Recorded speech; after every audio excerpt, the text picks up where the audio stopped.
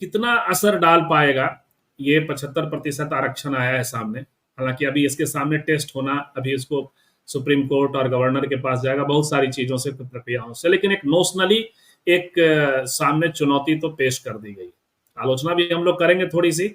एक सुझाव जैसे आया था कि आपने जाति गणना जब सामने लाया और सवर्णों का कि गरीबी भी अब सामने आ गई, यानी 25% गरीब है, और आपने जो ईडब्ल्यूएस दिया है वो सवर्ण गरीबों को दिया है। 25% का अर्थ होता है 10% के लिहाज से, यदि बिहार के हिसाब में से देखें तो मुश्किल से 3-4%। आपने 3-4% गरीबों के लिए 10% का रिजर्वेशन दे दिया है, तो ये एक आलोचना भी है। आप कोशिश, आप चाहते हैं जैसे आदिवासियों के लिए आपने 1% का रिजर्वेशन रखा बिहार में, क्योंकि मैंडेटरी नहीं है केंद्र सरकार का 10%, तो आपने जैसे एसटी का 1% रखा और एससी का बढ़ाया क्योंकि उनकी संख्या बढ़ी थी, तो आप सवर्णों का भी उनके अनुपात में ही 3-4% तक रिजर्वेशन कर देते तो बेहतर होता। इस तरह की भी की आलोचनाएं आ रही है, लेकिन फिलहाल आलोचना बाद में। यहाँ से जो चुनौती पेश हुई है उसको आप कैसे देखते हैं, और हिंदुत्व की जो चेतना है वो ज्यादा असरकारी होगा या ये असरकारी? हमको ये देखना पड़ेगा कि नैरेटिव कौन सेट करता है, और हकीकत ये है कि बिहार में या पूरे उत्तर भारत में नैरेटिव सवर्ण सेट करते हैं। ये बिना कारण के नहीं है कि 3 सबसे महत्वपूर्ण राजनीतिक पार्टियां बिहार की, अ, राजद, जेडीयू और वो कांग्रेस, उसके अध्यक्ष जो हैं वो सवर्ण हैं। तो आप किसके हाथ में कैसे नियंत्रित होते हैं, नैरेटिव कौन सेट कर रहा है, वो उससे हो रहा है। अब राजद जैसी पॉलिटिकल पार्टी ठीक है, वो लेके आई, उस पर मैं अलग तरह से बात करना चाहता हूँ। लेकिन उनके कंपोजिशन को देखिए, मतलब राज्यसभा में कौन है? हालाँकि राज्यसभा में जो भी हैं, उसमें सबसे सशक्त आवाज़ जो है वो मनोज झा की है, और जो सवर्ण है। तो इस तरह के अगर दूसरे भी होते तो शायद बेहतर होते। लेकिन फिर दूसरी बात ये भी होगी कि वो सवर्ण ही क्यों हैं?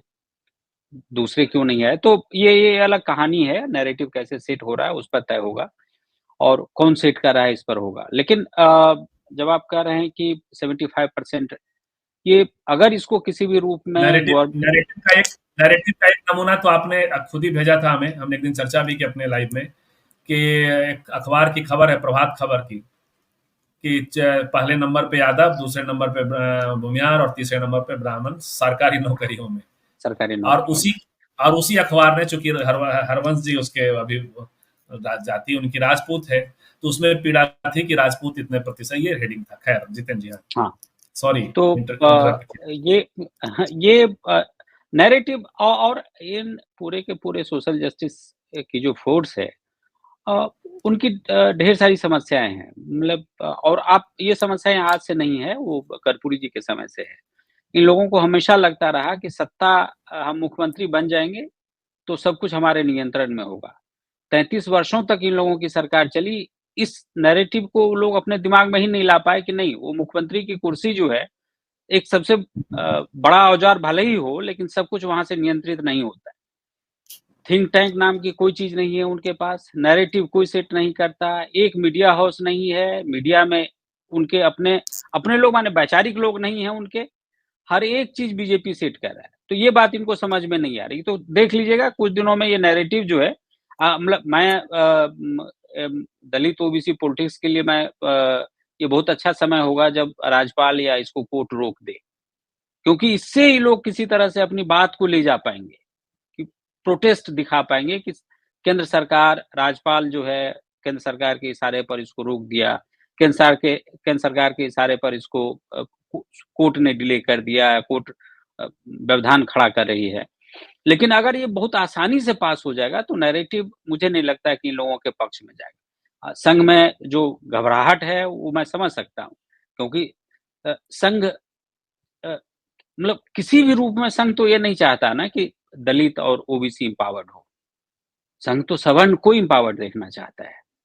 लेकिन अब इन लोगों की, मतलब कल जो घटना हुई विधानसभा में जीतन राम मांझी के साथ, ये एक दुर्भाग्यपूर्ण घटना है। नीतीश कुमार जी को जिस तरह से, वरिष्ठ हैं वो, नीतीश कुमार बहुत वरिष्ठ लीडर हैं, और उनसे भी वरिष्ठ मांझी हैं। आपने कुछ महीने के लिए कृष्णैया वाले हत्याकांड में आनंद मोहन सिंह को छोड़ दिया। आप जहां से एक समाज को आप नैरेटिव अपने पक्ष में ले जाने की बात होती है, वो नैरेटिव आपके खिलाफ जा रहा है। कौन नहीं जानता कि जीतन मांझी नीतीश कुमार की कृपा से मुख्यमंत्री बने थे। लेकिन ये तो सामंतशाही सोच है, पूरी तरह से जातिवादी सोच है कि आप उसको अपमानित करके बताएं कि तुमको मैं बनाया। ये ब्राह्मणवाद है और ये नैरेटिव उनके खिलाफ जाता है। कृष्णैया दलित आईएएस अफसर थे, उनके हत्यारे को छोड़ा जाना, कानून में बदलाव करना, ये नैरेटिव उसके अगेंस्ट जाता है। और जब सारा नैरेटिव आपके अगेंस्ट लोग ले जाने के लिए तैयार बैठा हो, तब इस तरह की गलती आप करते हैं, एक पर एक गलती करते हैं। मैं सुनील जी की बातों से थोड़ा सहमत और थोड़ा ज़्यादा असहमत हूँ। मतलब जो एक एक थ्योरेटिकल बात वो कह रहे हैं कि ऐसा बेहतर होना, मंदिर बनाने के लिए वोट नहीं मिला है उनको। ऑनेस्टली स्पीकिंग, इस देश में पिछले 10 वर्षों से मंदिर, मस्जिद, एक कांग्रेस का कोई लीडर था, उसने कहा था कि 5-6 शब्दों को निकाल दीजिए। शायद अखिलेश जो राज्यसभा में है, अखिलेश तिवारी या मतलब कांग्रेस के, उन्होंने कहा था यूपी वाले कि अगर आप प्रमोद तिवारी, पाकिस्तान नहीं नहीं प्रमोद वो तिवारी। नहीं, अच्छा प्रमोद तिवारी, हाँ, अच्छा, उन्होंने कहा था कि अगर आप 5-6 शब्दों को निकाल दीजिए, पाकिस्तान, आतंकवाद, हाँ, मुसलमान, मंदिर, मस्जिद, तो ये लोग एक शब्द पूरा वाक्य कंप्लीट नहीं कर पाएंगे। और आप यकीन मानिए, वो वीडियो है हर जगह, शायद आज तक पर ये बहस हो रही थी। और मतलब वाक्य शुरू होते ही मतलब 6-7 शब्दों के बाद फिर से वो आतंकवाद पर आ गए और लोग, जनता हंसने लगी। तो पिछले 30 वर्षों में नैरेटिव ये गढ़ा गया है कि हर एक दुसाध भी हिंदू होना चाह रहा है, सबसे मतलब हर एक जाति हिंदू होना चाह रहा है। पहले वो पिछड़ा था, पहले वो दलित था, लेकिन पिछले 30-33 वर्षों में बिहार में यादवों को छोड़ के हर एक जाति हिंदू बना है। और मंदिर एक चीज बनाने के लिए तो सही जी, उसमें जी।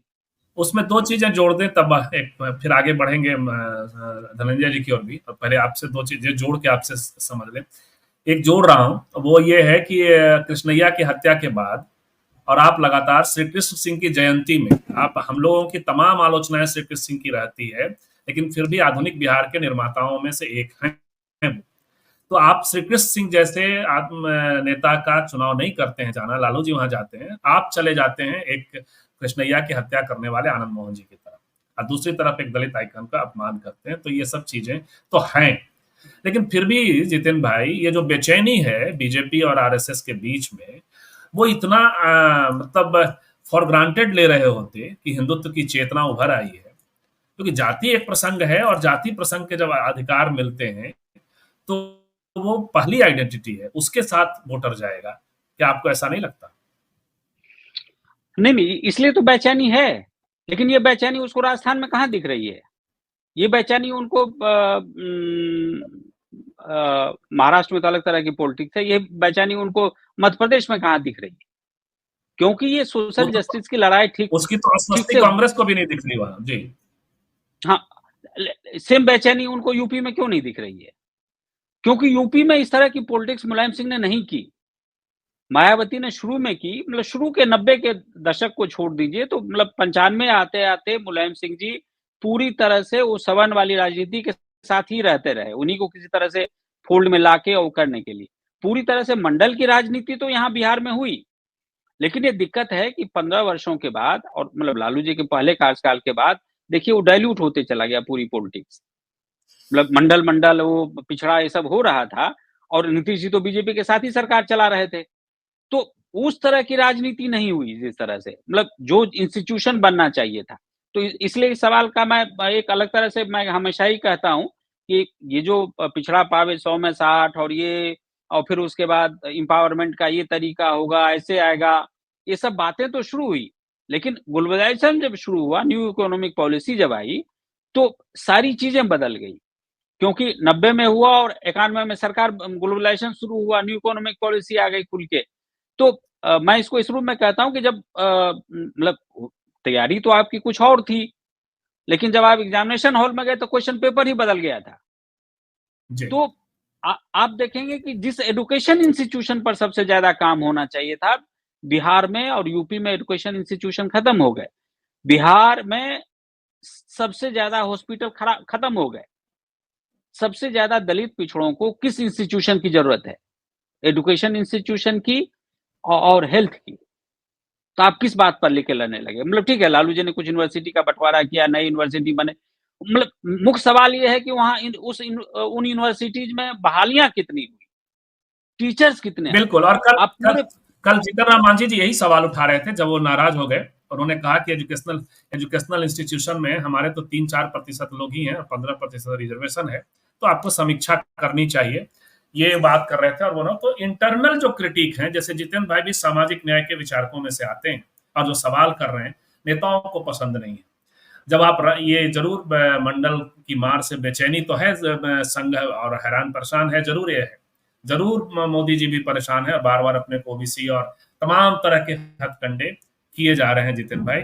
लेकिन मंडल वालों को भी अपने ऑर्गेनिक इंटेलेक्चुअल को या अपने इंटरनल क्रिटिक को भी सुनना चाहिए। सोचिए कि जब जेएनयू के ऊपर अटैक हुआ, मतलब एक प्रैक्टिकल बात है, मतलब थ्योरेटिकल बातें जो हो तो हो, जेएनयू के ऊपर जब अटैक शुरू हुए मोदी जी के आते 2016, सारे लोगों को जब जेल में बंद करना शुरू किया और जब स्थितियां बनी, तो सारे अपोजिशन पार्टी ने वहां कहा कि हमारी सरकार बनेगी तो हम ये करेंगे, हम वो करेंगे, जेएनयू जैसा इंस्टीट्यूशन बनाएंगे।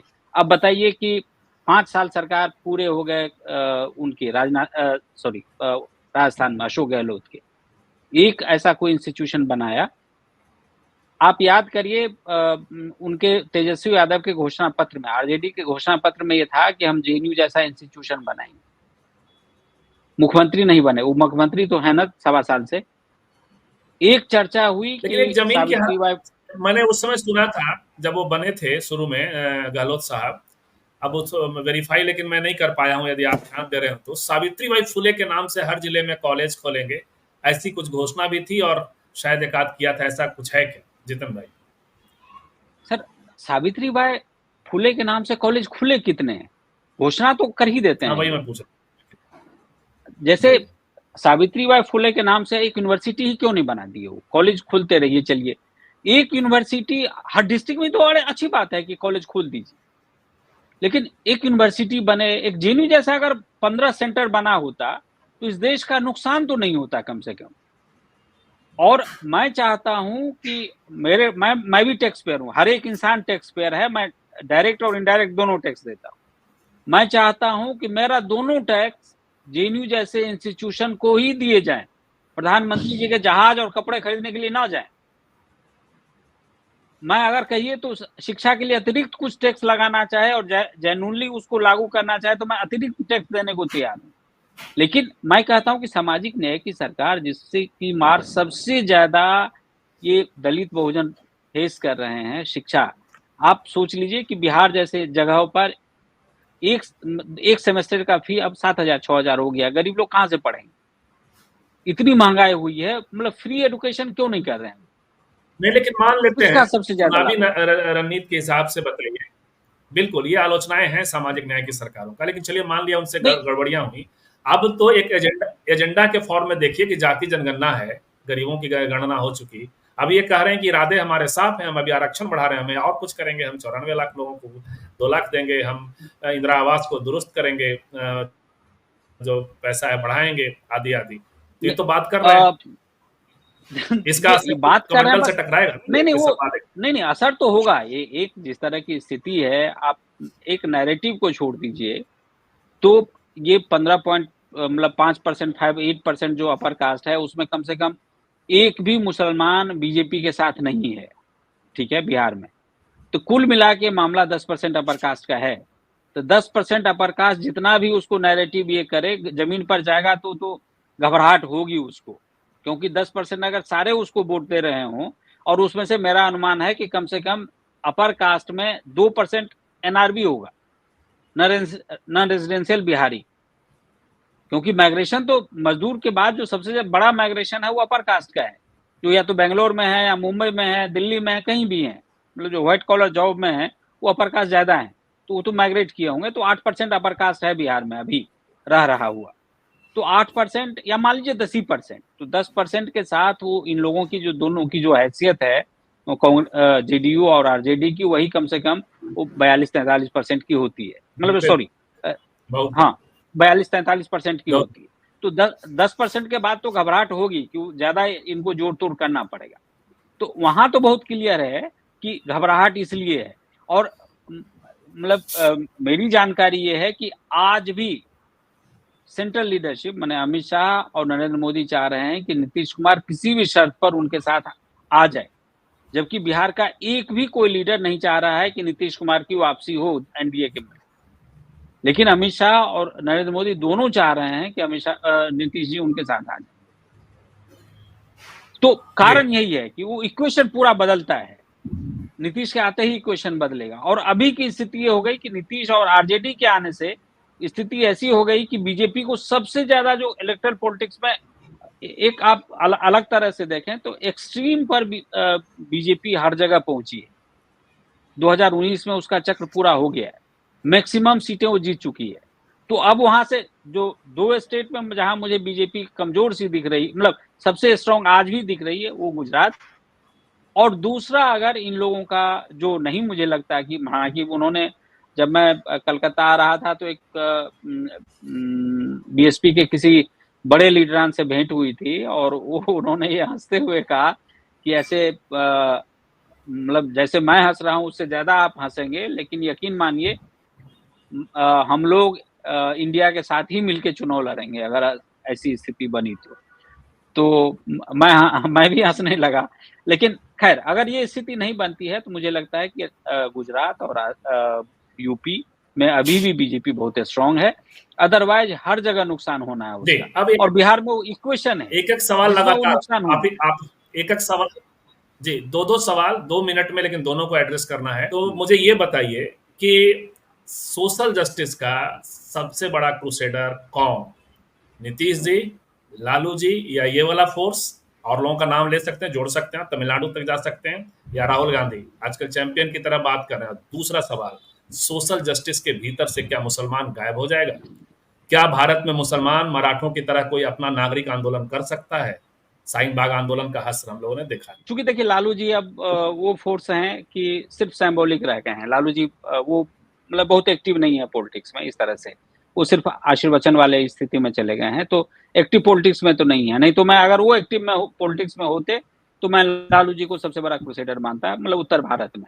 लेकिन चूंकि लालू जी नहीं है तो अब मैं राहुल गांधी को ज्यादा एज दूंगा बनिस्बत की किसी और सोशल जस्टिस फोर्स के, क्योंकि बिना कुछ किए हुए कर्नाटक जातीय आंकड़े बिना लाए हुए, छत्तीसगढ़ बिना आंकड़े लाए हुए, ओबीसी को कम सीटें देते हुए मध्य प्रदेश में, राजस्थान में जातीय अनुपात में, ये सब बिना वो दिख रहा है। वो देखिए मतलब प्रैक्टिकली तो मैं आपको पहले बता रहा था कि सामाजिक न्याय की सबसे बड़ी पार्टी, उसके राज्यसभा में 5 जो एमपी हैं उसमें से कोई भी लोअर कास्ट का नहीं है। तो तब तो फिर इस लेवल पर भी जाइए, सिर्फ इसी आधार पर नहीं होगा। राहुल गांधी जी, और दूसरा सवाल था मेरा कि मुसलमान गायब, जी, और दूसरा सवाल कि क्या मुसलमान गायब रहेंगे, पसमानदा गायब रहेंगे सामाजिक न्याय के उससे? राजनीतिक रूप से उनकी हैसियत तो 2014 में ही खत्म कर दी गई थी कि इतना बड़ा इतनी बड़ी जनसंख्या जिसकी हैसियत, मतलब वो वोटर भी नहीं रह पाए हैं ठीक से। ये तो मतलब लोकतंत्र का सबसे बड़ा ये है, परेशानी है इसमें। लेकिन इनको एक नए पार्टनर की तलाश होगी, क्योंकि मुझे लगता है कि मुसलमानों को जो स्थिति बन गई है, मुसलमान सो कॉल्ड सामाजिक जस्टिस के फोर्स के साथ रह के अपनी बात नहीं कर पाएंगे। जब वो अपनी कम्युनिटी की बात नहीं कर पाते हैं तो मुसलमानों की बात कहां से कर पाएंगे? आजम खान, हाँ, जिस तरह से उनके साथ हुआ, उस पर जिस तरह की चुप्पी पूरी की पूरी एक इंडिया की थी, ये इस बात की को एकदम इंश्योर करता है कि मुसलमानों के पक्ष में खड़ा होने वाला अब इस देश में नहीं है कोई। तो मुसलमानों को अलग तरह से ही पॉलिटिक्स करनी पड़ेगी। बिल्कुल, इससे ये भी अश्योर होता है कि हिंदुत्व की आइडियोलॉजी ज्यादा पावरफुल है पॉलिटिकल स्फीयर में।